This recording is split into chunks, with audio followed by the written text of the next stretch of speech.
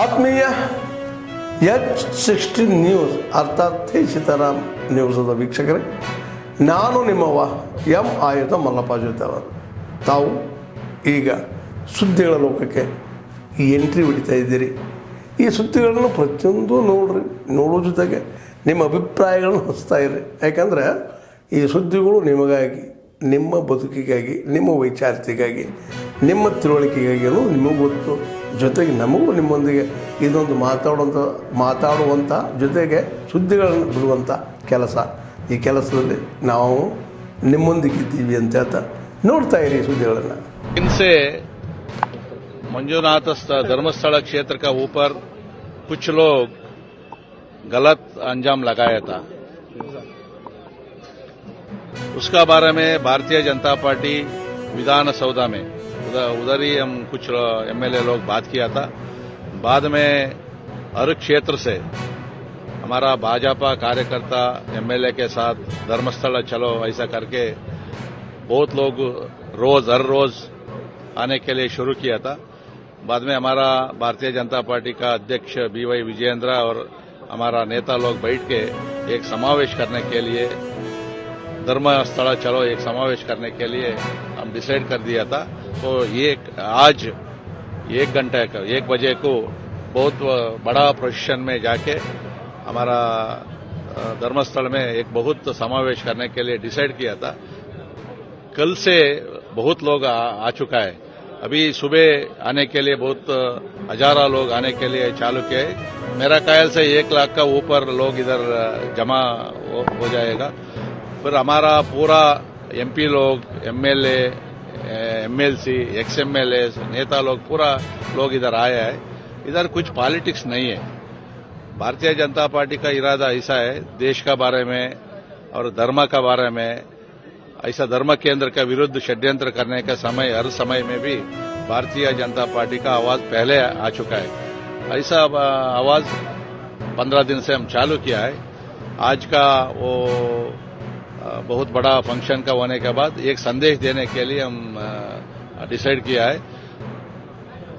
ये दिन का बाद हमारा राज्य में ऐसा धर्म केंद्र का ऊपर, मठ मंदिर का ऊपर ऐसा अंजाम लगाने का और लोग क्या है वो रोकने के लिए, एक संदेश देने के लिए ये बहुत बड़ा प्रोग्राम हम चालू ಲಯನ್ಸ್ ಕ್ಲಬ್ ಬೆಂಗಳೂರಿನಲ್ಲಿ ಶುರುವಾಗಿ ಆಲ್ಮೋಸ್ಟ್ 13 ವರ್ಷ ಆಗಿದೆ. ಸಾಕಷ್ಟು ಆರೋಗ್ಯ ಕುರಿತಾದಂಥ ಸಾಕಷ್ಟು ಕಾರ್ಯಕ್ರಮಗಳನ್ನು ನಡೆಸ್ಕೊಂಡು ಬಂದಿದ್ದೀವಿ ಬೇಲೂರಿನ ಸುತ್ತಮುತ್ತದಲ್ಲಿ. ಅದರಲ್ಲೂ ಮುಖ್ಯವಾಗಿ ನಾವು ಆರೋಗ್ಯ ತಪಾಸಣೆಯಲ್ಲಿ ರಕ್ತದೊತ್ತಡ ಮತ್ತು ಡಯಾಬಿಟಿಸ್ಗೆ ಹೆಚ್ಚಿಗೆ ಪ್ರಾಮುಖ್ಯತೆ ಕೊಡ್ತಾ ಬರ್ತಿದ್ದೀವಿ. ಅದೇ ರೀತಿ ಕಣ್ಣಿನ ಕ್ಯಾಟ್ರಾಕ್ಟ್ ಸರ್ಜರಿಯಲ್ಲಿ ಫ್ರೀ ಕ್ಯಾಂಪ್ ಸಾಕಷ್ಟು ಮಾಡ್ತಾ ಈ ಒಂದು 3 ವರ್ಷದಿಂದ ನಾವು ಫರ್ಟಿಲಿಟಿ ಇದ್ರ ಬಗ್ಗೆ, ಅಂದರೆ ಮನುಷ್ಯನಿಗೆ ಮುಖ್ಯವಾಗಿ ಬೇಕಾಗಿರೋದು ಇದೊಂದು ಸಾಕಷ್ಟು ಇದರಲ್ಲಿ ಹೇಳೋದು ಒಂದೇ, ಹೂವು ಅಂತ ಗಿಡ ಅಂತ ಇದ್ದರೆ ಗಿಡಕ್ಕೆ ಹೂವು ಆಗಲಿ ಅಥವಾ ಹಣ್ಣಿದ್ರೆ ಮಾತ್ರ ಅದಕ್ಕೆ ಬೆಲೆ ಇರೋದು ಅಂತ. ಅದೇ ರೀತಿ ಒಂದು ಫ್ಯಾಮ್ಲಿಲಿ ಮದುವೆ ಆದಮೇಲೆ ಒಂದು ಮಗು ಅಂತ ಆದರೆ ಮಾತ್ರನೇ ಒಂದು ಆ ಫ್ಯಾಮ್ಲಿಗೆ ಒಂದು ಒಳ್ಳೆಯ ಇದು ಬರುತ್ತೆ. ಅಂದರೆ ಅವರು ಮಕ್ಕಳಿಲ್ಲದೆ ಇರೋರಿಗೆ ಆಗುವಂಥ ನಷ್ಟಗಳು ಏನಿದ್ದಾವೆ ಅವ್ರಿಗೆ ಗೊತ್ತಿರುತ್ತೆ. ಅಂದರೆ ಆ ರೀತಿ ಇದರಲ್ಲಿ ಸಮಾಜದಲ್ಲಿ ನೋಡ್ಕೊಂಡು ಬರ್ತಾರೆ. ಆ ನಿಟ್ಟಿನಲ್ಲಿ ನಾವು ಯೋಚನೆ ಮಾಡಿದಾಗ ಆಲ್ಮೋಸ್ಟ್ 3 ವರ್ಷದಿಂದ ಪ್ರತಿ ವರ್ಷ 2 ಫರ್ಟಿಲಿಟಿ ಕ್ಯಾಂಪ್ನ ಮಾಡಿದಾಗ್ಲೂ ಸಾಕಷ್ಟು ಜನ ಬಂದಿದ್ದಾರೆ. ಅದರಿಂದ ಸಾಕಷ್ಟು ಉಪಯೋಗನೂ ಆಗಿದೆ. ಅಂದರೆ ಮೇಡಮ್ ಹೇಳ್ದಂಗೆ ಫಸ್ಟ್ ಮದುವೆಯಾಗಿ 1 ವರ್ಷದಲ್ಲಿ ಮಕ್ಕಳು ಆಗಲಿಲ್ಲ ಅಂತಂದಾಗ ಸಾಮಾನ್ಯಕ್ಕೆ ಫರ್ಟಿಲಿಟಿ ಸ್ಪೆಷಲಿಸ್ಟ್ ಏನಿರ್ತಾರೆ ಅವನ್ನ ಕಾಣಬೇಕಾಗುತ್ತೆ. ಚಿಕ್ಕ ಕಾರಣಗಳಿರ್ತವೆ. ಮುಖ್ಯವಾಗಿ ನಾವು ಹೇಳೋದು, ನಾವು ಕ್ಲಿನಿಕಲ್ಲಿ ನೋಡಿದಾಗೆ ಕೆಲವರು ಬರೀ ದಪ್ಪ ಇರ್ತಾರೆ, ವೆಯ್ಟ್ ಜಾಸ್ತಿ ಇದ್ದವ್ರಿಗೆ ಮಕ್ಕಳಾಗೋದು ಸ್ವಲ್ಪ ಕಡಿಮೆ ಇರುತ್ತೆ. ಚಿಕ್ಕದಾಗಿ ಥೈರಾಯ್ಡ್ ಇರೋ ಸಮಸ್ಯೆನೇ ಗೊತ್ತಿರೋದು, ಅವ್ರಿಗೆ ಥೈರಾಯ್ಡ್ ಟ್ರೀಟ್ಮೆಂಟ್ ಕೊಟ್ಟಾಗ ಅವ್ರಿಗೆ ಸರಿಯಾಗುತ್ತೆ. ಕೆಲವರಿಗೆ ಶುಗರ್ ಕಾಯಿಲೆ ಇರುತ್ತೆ, ಚಿಕ್ಕ ಮಟ್ಟದಲ್ಲಿ ಇರುತ್ತೆ, ಅವ್ರಿಗೂ ಮಕ್ಕಳಾಗುತ್ತೆ. ಎಲ್ಲ ಟೈಮು ನಾವು ನೋಡಿದಾಗ ಇಲ್ಲಿ ನೋಡಿ ಕೂತಿರೋರೆಲ್ಲರೂ ಹೆಂಗಸರಿದ್ದಾರೆ. ಹೆಂಗಸರಲ್ಲಿ ಅಷ್ಟೇ ಅಲ್ಲದೆ ಇದ್ರು ಗಂಡಸರಲ್ಲೂ ಸಾಕಷ್ಟು ತೊಂದರೆಗಳಿರುತ್ತೆ. ಅಂದರೆ ಅದು ಗಣನೆಗೆ ತಗೊಳ್ಳಲ್ಲ. ಮಕ್ಕಳಾಗಿರಲ್ಲ, 1 ವರ್ಷ ಆಯಿತು, 5 ವರ್ಷ ಆಯಿತು, ಒಂದು ತಕ್ಷಣ ಆಯ್ತು ಅಂತಾರೆ ಗಂಡಸರು 2ನೇ ಮದುವೆಗೆ ಆಗಲೇ ಪ್ರಿಪ್ರೇಷನ್ ಮಾಡಬೇಕು. ಆ ರೀತಿ ಮನಸ್ಸಲ್ಲಿ ಸಾಕಷ್ಟು ಜನಕ್ಕೆ ತೊಂದರೆ ಆಗುತ್ತೆ. ನಾವು ನೋಡಿದ್ರೆ ಗಂಡಸರಲ್ಲೂ ತೊಂದರೆ ಇರುತ್ತೆ, ಹೆಂಗಸರಲ್ಲೂ ತೊಂದರೆ ಇರುತ್ತೆ. ಮತ್ತು ಇದರಲ್ಲಿ ಟ್ರೀಟ್ಮೆಂಟಲ್ಲಿ ಗುಣ ಆಗುವಂಥ ಕಾಯಿಲೆಗಳು ಸಾಕಷ್ಟು ಇರ್ತವೆ. ಹಾಗಾಗಿ ಮಕ್ಕಳು ಮದುವೆಯಾಗಿ 1 ವರ್ಷದಲ್ಲಿ ಆಗಲಿಲ್ಲ ಅಂದರೆ ತಕ್ಷಣದಲ್ಲಿ ಬಂದರೆ ಎಷ್ಟು ಜಲ್ದಿ ಟ್ರೀಟ್ಮೆಂಟ್ ತೊಗೊಳ್ತೀರೋ ಅಷ್ಟು ಜಲ್ದಿ ಅನುಕೂಲ ಆಗುತ್ತೆ. ಅದೇ ಗಂಡಸರಲ್ಲೂ ಅಷ್ಟೇ ಸ್ಪರ್ಮ್ ಕೌಂಟ್ ಅಂತ ಹೇಳ್ತೀವಿ, ಅದು ಕಡಿಮೆ ಇದ್ದಾಗ ಇರ್ತದೆ, ಅದಕ್ಕೆ ಟ್ರೀಟ್ಮೆಂಟ್ ಇದೆ. ಮತ್ತು ಸ್ಪರ್ಮ್ಸ್ ಅಂತ ಏನಿರುತ್ತೆ, ಅದೇ ಮಗು ಬೆಳವಣಿಗೆ ಬೇಕಾಗಿರೋದು ಮುಖ್ಯ ಇದು ಸ್ಪರ್ಮ್ಸ್ ಅಂತ ಹೇಳ್ತೀವಿ. ಅದರ ಮೊಟಿಲಿಟಿ ಅಂತ ಏನಿರುತ್ತೆ, ಮೂವ್ಮೆಂಟ್ ಏನಿಲ್ಲದೆ ಇದ್ದಾಗ ಅದಕ್ಕೆ ಟ್ರೀಟ್ಮೆಂಟ್ ಈಸಿ ಇರುತ್ತೆ. ಲಿಮಿಟೇಷನ್ಸ್ ಇದೆ. ಅದೇ ರೀತಿ ನಿಮಗೆ ಸಾಕಷ್ಟು ಇಲ್ಲಿ ನಾವು ಕ್ಯಾಂಪೇನ್ ಮಾಡ್ತೀವಿ, ಇದು ಟ್ರೀಟ್ಮೆಂಟ್ ಅಲ್ಲ, ಇದೇನಂತಂದರೆ ಸರಿಯಾದ ದಾರಿ ತೋರಿಸುವಂಥದ್ದು. ಕರ್ಕೊಂಡು ಬಂದಿದ್ದೇವೆ ಅನೇಕ ಪ್ರಕರಣಗಳಲ್ಲಿ. ಎಸ್ ಐ ಟಿಯನ್ನು ಯಾವ ರೀತಿ ಸರ್ಕಾರ ಆಯಾ ಸಂದರ್ಭಕ್ಕೆ ಅವ್ರನ್ನ ಬಳಕೆ ಮಾಡ್ಕೊಂಡಿದೆ ಅಂತಕ್ಕಂಥದ್ದು ನೋಡಿದ್ದೇವೆ. ಎಲ್ಲ ಪ್ರಕರಣಗಳು ಕೂಡ ಒಂದು ಕಡೆಗೆ ಇಡೋಣ. ಆದರೆ ಧರ್ಮಸ್ಥಳದ ವಿಚಾರದಲ್ಲಿ ತರಾತುರಿಯಲ್ಲಿ ಯಾವುದೋ ಒಬ್ಬ ಇಬ್ಬ ವ್ಯಕ್ತಿಗಳು ಬಂದು ದೂರು ಕೊಟ್ಟಂಥ ಸಂದರ್ಭದಲ್ಲಿ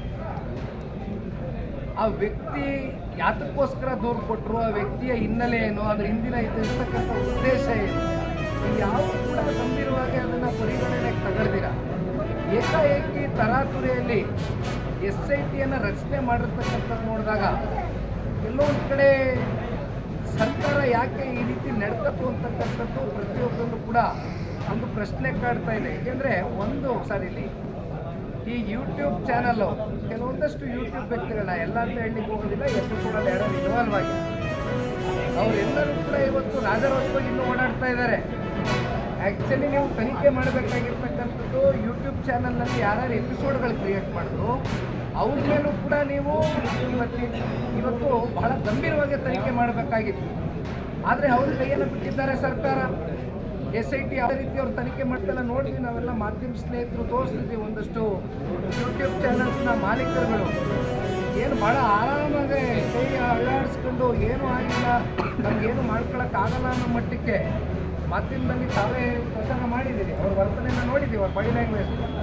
ಬಟ್ ನಾನು ಈ ಸಂದರ್ಭದಲ್ಲಿ ರೀಜ್ನಲ್ ಮೀಡಿಯಾ ಫ್ರೆಂಡ್ಸ್, ರಾಜ್ಯದ ಮಾಧ್ಯಮದ ಮಿತ್ರರಿಗೆ ನಾನು ಅನಂತ ಅಭಿನಂದನೆಗಳನ್ನು ಸಲ್ಲಿಸಲಿಕ್ಕೆ ಇಷ್ಟಪಡ್ತೇನೆ. ಕಾರಣ, ಈ ಪ್ರಕರಣ ಯಾವಾಗ ಬೆಳಕಿಗೆ ಬಂತು, ಸಮಾಜದಲ್ಲಿ ಯಾವಾಗ ಒಂದು ಗೊಂದಲದ ವಾತಾವರಣ ಸೃಷ್ಟಿಯಾಯಿತು, ಧರ್ಮಸ್ಥಳದ ಈ ಒಂದು ಹುನ್ನಾರದ ಮಧ್ಯೆ ತಾವುಗಳು ಒಂದು ರೀತಿ ಸ್ಪೆಷಲ್ ಇನ್ವೆಸ್ಟಿಗೇಷನ್ ಮಾಡಿರ್ತಕ್ಕಂಥದ್ದು ಮಾಧ್ಯಮದ ಸ್ನೇಹಿತರು, ಗ್ರೌಂಡ್ ರಿಯಾಲಿಟಿಯನ್ನು ಪ್ರತಿನಿತ್ಯ ನೀವು ರಾಜ್ಯದ ಜನತೆಗೂ ತೋರಿಸಿದ್ರಿ. ಜೊತೆಯಲ್ಲಿ ರಾಜ್ಯ ಸರ್ಕಾರಕ್ಕೂ ಎಚ್ಚೆತ್ತುಕೊಳ್ತಕ್ಕಂಥದ್ದಕ್ಕೆ ನಮ್ಮ ಕಡೆಯಿಂದ ತಾವು ಬಹಳ ಪ್ರಾಮಾಣಿಕವಾಗಿ ಪ್ರಯತ್ನವನ್ನು ಪಟ್ಟಿದ್ದೀರಿ. ಹಾಗಾಗಿ ನಾನು ನಮ್ಮ ರಾಜ್ಯ ಮಟ್ಟದ ಎಲ್ಲ ರೀಜ್ನಲ್ ಮೀಡಿಯಾದ ಸ್ನೇಹಿತರು ಕೂಡ ಈ ಸಂದರ್ಭದಲ್ಲಿ ಅಭಿನಂದನೆಗಳು, ಧನ್ಯವಾದಗಳು ಸಲ್ಲಿಸಲಿಕ್ಕೆ ಇಷ್ಟಪಡ್ತೇನೆ. ವ್ಯಕ್ತಿಗೆ ಇವನ್ ಸ್ವಂತಕ್ಕೆ ಏನು ಕೇಳ್ತಾ ಇಲ್ಲ ಸರ್. ಅಲ್ಲಿ ಊರಲ್ಲಿ ಯಾವುದೇ ತರದ ಒಂದು ಇವ್ರ ಜೀವನನೇ ಮಾಡಂಗಿಲ್ಲ. ಅಲ್ಲಿ ನೀವು ಅಲ್ಲಿಗೆ ಆ ಸ್ಪಾಟಿಗೆ ಹೋಗಿ ಬನ್ನಿ. ನಾನು ಅಲ್ಲಿಗೆ ಹೋಗಿ ಸರ್ವೆ ಮಾಡಿ ನಾನು ಕೂಡ ಪೆನ್ ಡ್ರೈವ್ ಎಲ್ಲ ಮಾಡ್ಕೊಂಡು ಬಂದಿದ್ರಿ. 2 ತುಕಡಿನ ಇಮ್ಮಿಡಿಯೇಟ್ ಆಗಿ ತಮ್ಮಯ್ಯ ಸಾಹೇಬ್ರು ಹಾಕ್ಸಿದ್ರು. ಅವತ್ತೇ ಎದುರುಗಡೆ ಇಮ್ಮಿಡಿಯೇಟ್ ಹಾಕಪ್ಪ ಅಲ್ಲಿ ಅವ್ರು ಏನಂತ ತಿಳ್ಕೊಂಡ್ಬಿಟ್ಟಿದ್ರು, ಅವ್ರು ಮನುಷ್ಯರಲ್ವಾ ಅಂತ ಹೇಳಿ 2 ತುಕಡಿ ಅಲ್ಲಿದೆ ಸರ್. ಈಗಲೂ ಇದೇನಪ್ಪ ಈಗ ಇದ್ರು ಸರ್. ಇವನು ಜಮೀನ ಬರ್ತಾನಲ್ಲ, ಇಲ್ಲಿ ಊರಿಗೆ ಬರ್ಬೇಕಲ್ಲ, ಇಲ್ಲಿ ಮೇನ್ ರೋಡಿಗೆ ನರಸೀಪುರಕ್ಕೆ ಬರ್ಬೇಕಾದ್ರೆ ಇವನ್ನ ಫಾಲೋ ಅಪ್ ಮಾಡ್ತಾ ಇದ್ದಾರೆ.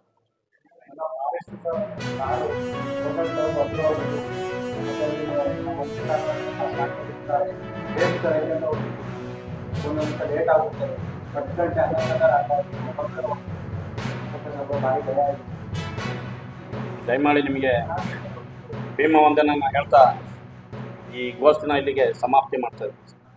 ನೀವು ಮಾತಾಡ್ತೀರಾ? Thank you. ಆದ್ಮೇಲೆ ಎಲ್ಲ ಸುದ್ದಿಗಳನ್ನು ನೋಡಿದ್ರಲ್ಲ, ಏನು ಅನಿಸ್ತು ನಿಮಗೆ? ಇದರಲ್ಲೇ ನಿಮ್ಗೆ ಲೈಕ್ ಆಗಿರ್ಬೋದು, ಡಿಸ್ಲೈಕು ಆಗಿರ್ಬೋದು, ಕಾಮೆಂಟ್ ಬೇಡಪ್ಪ ಅಂತೂ ಅನಿಸಿರ್ಬೋದು, ಕಾಮೆಂಟ್ ಮಾಡಬೇಕಪ್ಪ ಅನಿಸಿರ್ಬೋದು, ಶೇರ್ ಮಾಡಬಾರ್ದಪ್ಪ ಅನಿಸಿರ್ಬೋದು, ಅದು ಮಾಡಬೇಕು ಅನಿಸಿರ್ಬೋದು.